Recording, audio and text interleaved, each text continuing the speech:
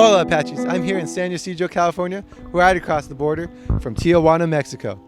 With the possible closings of borders and National Guardsmen supporting the border and the arrival of the caravan of asylum seekers in Tijuana, the border has become a contentious topic of debate. On March 25, 2018, people from mostly Honduras, along with many other migrants from Central American countries, joined a caravan to the United States in hope of asylum. The caravan is now in Tijuana, and many of the migrants are asylum seekers. But the busiest land border crossing, San Ysidro, can only process 100 asylum seekers a day. Many of the migrants have become frustrated, and tensions have become high. About 500 migrants tried to rush the border, and as a result, the Mexican government captured them and has threatened to deport all of these people that tried to rush the border. So out of the 7,000 people, it's about 500 people that tried to make it over the wall but were unsuccessful. And so negotiations between the Trump administration and the Mexican government are taking place right now to figure out what to do with these people. Because of the border rush, President Trump closed the San Ysidro border port. Jeanette Sepulveda, an American citizen, was returning from a family vacation when the border was closed. So we left at 5:30 in the morning and got there before 8 a.m. and we were in line for 4 hours.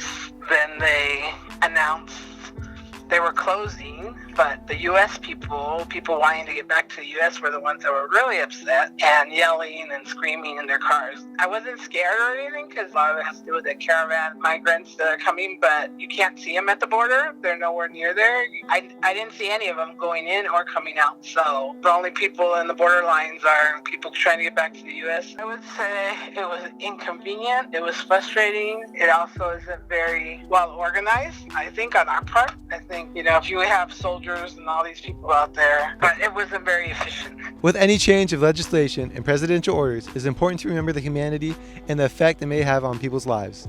This has been Nicholas from the Mexican border, and back to you guys at the studio.